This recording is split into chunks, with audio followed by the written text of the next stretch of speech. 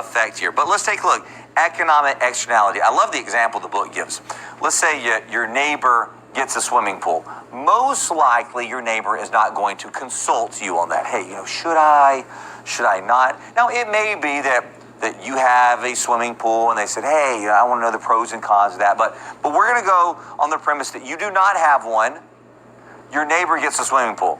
Your neighbor most likely does not care what you think about the swimming pool.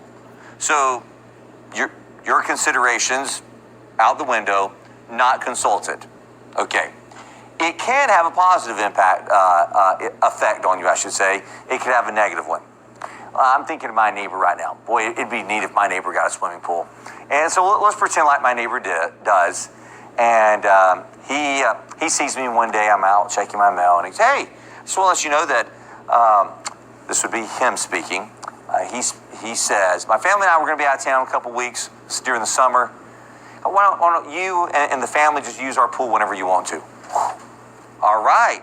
Positive effect, correct? There you go. Could it have a negative effect? He puts in these giant spotlights in his backyard on top of telephone poles to shine down on the pool. They're so big, small aircraft are landing in my backyard because they think it's the airport. He doesn't take care of the maintenance of the pool, and so now it's rather stagnant. It's like a malaria daycare. Alligators show up, and they're just hanging out in the swimming pool. It begins leaking, and kind of like radioactive water is coming into my yard now. Mutated rabbits are now running around my yard, attacking my children.